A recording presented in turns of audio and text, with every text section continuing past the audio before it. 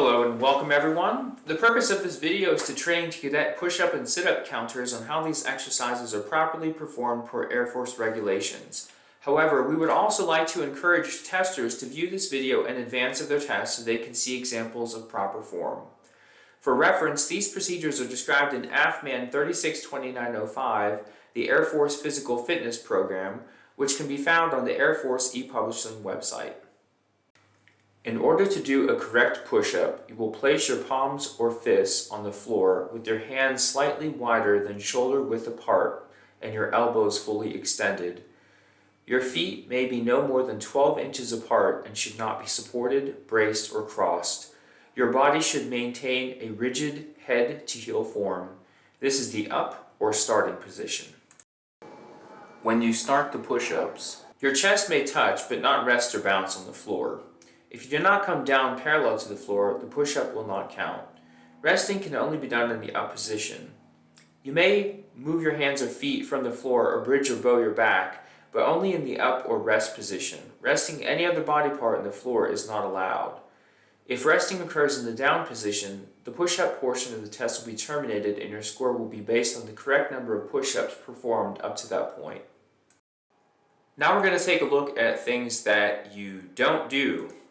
In our first example, we have a person who's doing push-ups with a bowed back, moving into an arched back.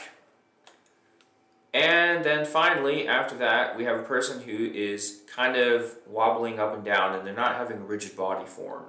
So all three of these examples are things you don't do during your Air Force PT test. One really important tip is to make sure that your breathing is as normal as possible while you're doing push-ups. Don't hold your breath. It could actually significantly impact your performance. Now we'll go ahead and take a look at sit-ups. For sit-ups, you'll begin by laying face up on the floor or mat. Bend your knees at 90 degrees with your feet or heels in contact with the floor at all times. Cross your arms over your chest with your open hands or fingers at your shoulders or resting on your upper chest. This is the starting position. When conducting sit-ups, your hands or fingers must remain in contact with the shoulders or upper chest at all times. Now we're going to take a look at some wrong ways to do sit-ups. First, we have bouncing off the ground.